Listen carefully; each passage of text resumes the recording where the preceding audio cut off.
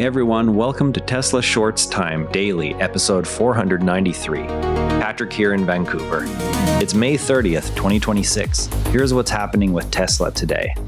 We'll start inside Giga Texas, where the purpose-built Cybercab has been filmed moving through the active production floor without any remote supervision or safety driver.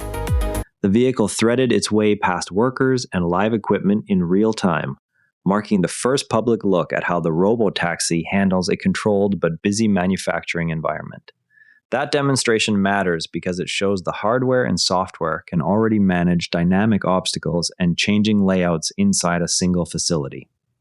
At the same time, it leaves open the larger question of how those same capabilities will hold up once the vehicle leaves the factory gates and meets uncontrolled traffic, weather, and construction zones on public roads. That controlled environment test gives a useful contrast with what's happening out on actual highways. A team just finished a 3,760-mile run from Vancouver to Halifax using only the current version of FSD supervised. The route crossed multiple provinces and every kind of road surface and traffic pattern you'd expect across the country. Yet the driver recorded 0 interventions for the entire distance. The result sets a new documented benchmark for how far the present supervised stack can carry a vehicle on a single continuous trip.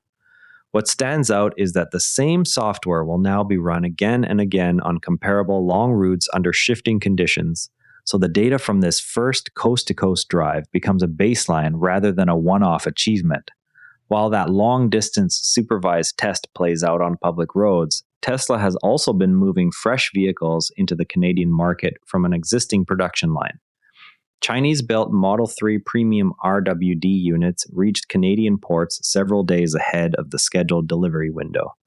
Because the vehicles arrived already in right-hand drive configuration and ready for final inspection, the early arrival gives service teams extra calendar time to complete checks before customers take delivery.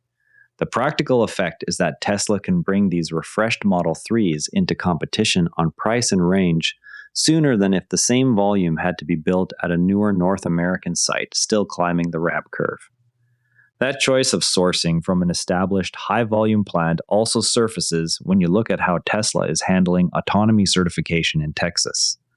Under state rules, manufacturers can self-approve autonomous systems for vehicles already in robotaxi testing, and Model Y units previously used in that program now carry the Level 4 designation.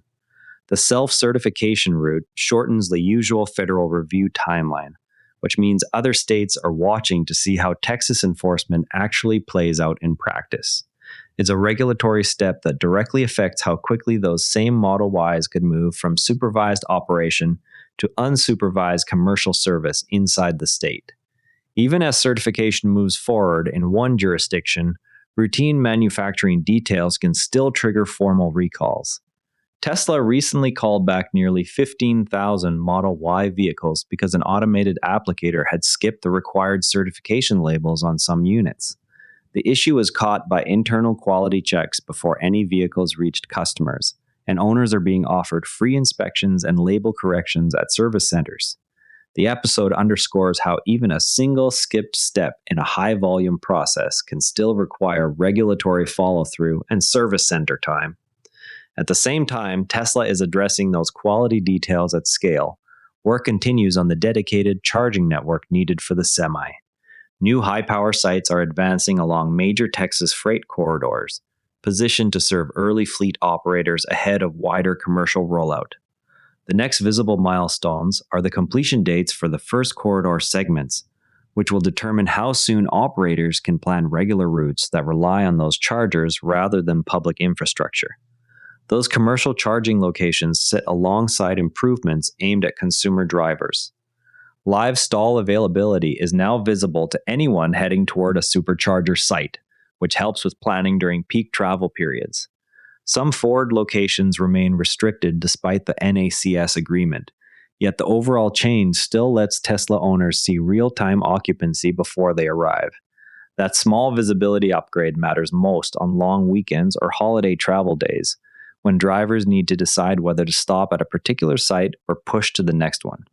All of this infrastructure and sourcing activity feeds into a larger question about where Tesla actually builds vehicles for different markets. The quick arrival of the Shanghai Model 3s in Canada shows that established production lines running at scale can move finished vehicles to an adjacent market in days rather than the weeks sometimes required for cross-border shipments between North American plants still building volume. That speed preserves capital that would otherwise go into new local capacity, even when policy pressure favors building every market from scratch inside its own borders. One note of caution comes from people who have worked directly on FSD training. Current and former employees told Futurism they would not rely on the system in critical situations, and those comments sit alongside Tesla's public statements about safety performance.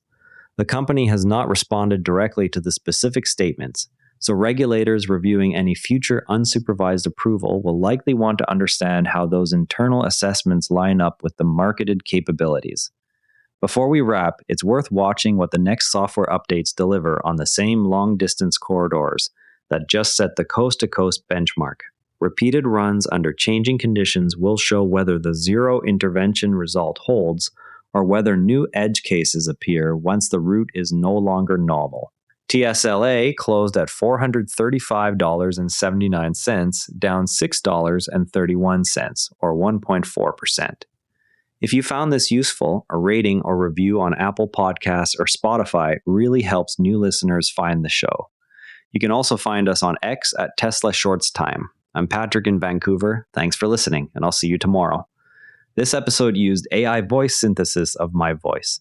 Editorial selection and analysis are my own.